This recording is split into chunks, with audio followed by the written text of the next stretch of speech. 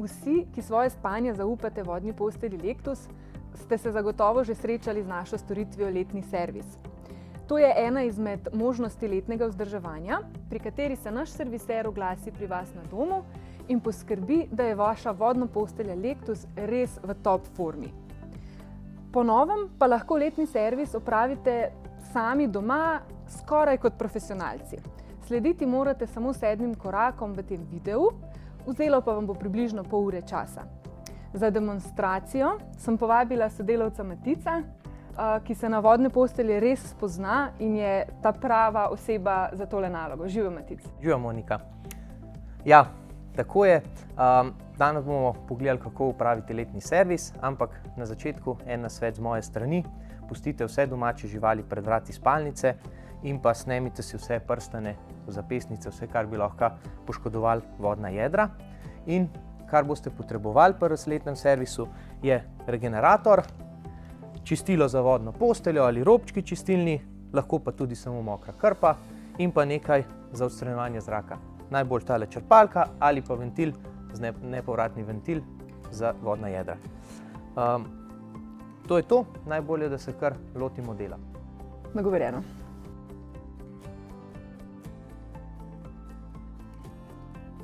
Zgornji del prevleke snemite in jo operite. Če je prevleka deljiva po sredini in imate dovolj velik pralni stroj, potem jo lahko kar doma operete. Sicer pa jo odnesite v čistilnico. Priporočamo pranje enkrat do dvakrat na leto oziroma po potrebi. Če imate dodatno Vertex prevleko, jo snemite in tudi njo dobro prezračite in po potrebi operite. Če je pa nimate, vam jo toplo priporočam, saj paše tudi na starejše modele Lectusovih prevlek.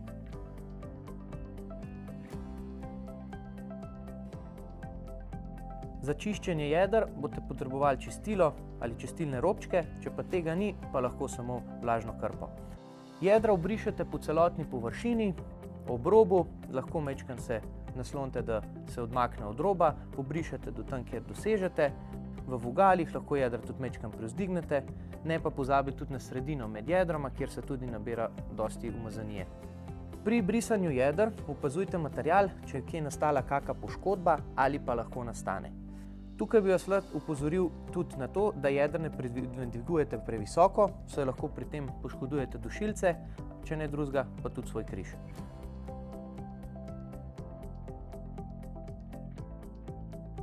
Odpremo ventil, izvlečemo ga nežno lepo s krožnimi gibi, varovalko odvijemo in odstranimo čep. Pri tem majčkeno pridržimo ventil dol, tako da nam ne uide dodaten zrak v jedro. Pri zakonskih posteljah vsako jedro dolijemo polovičko regeneratorja, pri tistih, ki imajo pa samo eno jedro, pa kar celo plastenko. Enkrat na leto, ko dolijemo regenerator, je priporočljivo v jedro vsako dodati še nekaj litrov vode. Vodo najlažje dodamo tako, da uporabimo kar plastenko regeneratorja, da jo odrežemo dno in jo uporabimo kot lijak. Koliko vode dodati je odvisno od velikosti postelje, tukaj vam je pa v pomoč tabela. Namesto tabele pa si lahko pomagate kar samo posteljo in sicer gledate, da je količina vode v jedru nekje poravnana z okvirjem vodne postelje. Lahko pa je tudi kakšen centimeter manj.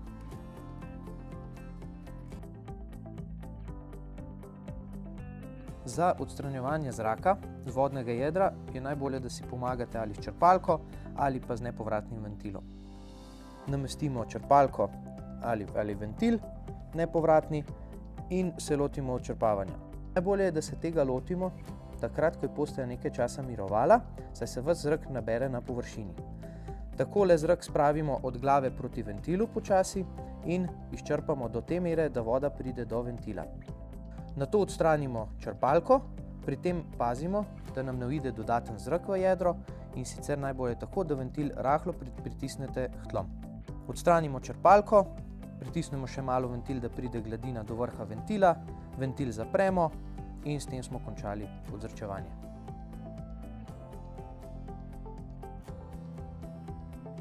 Pri pregredu grelca vsako jedro ima svoj grelc, leži v zgornjem delu jedra, približno na sredini, takole nekje pod zaščitnim bazenom, da ne pride v stik z vodo.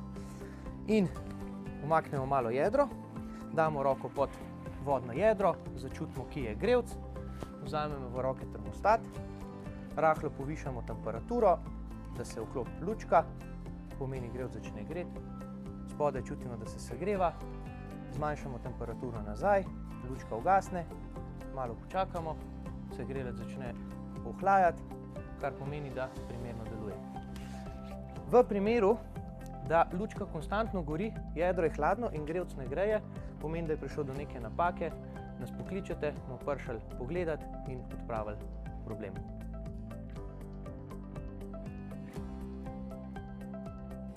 Pri pregledu jeder smo najbolj pozorni na dele, ki so najbolj izpostavljeni.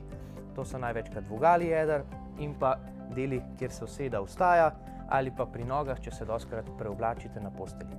Tako da pri vogalih smo pozorni na zvare, če so lepi, celi, zaprti, kot vidimo, da tale je v redu. Gremo naprej, vzdolž celega jedra, pozorni smo na gube, tam se največkrat pojavijo poškodbe, in če smo dovolj pozorni, lahko poškodbo preventivno preprečimo. Tako, okoli celega jedra, vse vogale, bodimo pozorni tudi na sredino. Tako, vse je v redu, jedra nazaj v vogale napnemo, tako. Primemo spodaj zgoraj in rahlo potegnemo. Tako, ko vidimo, da je jedro takole lepo napeto, je naše delo opravljeno.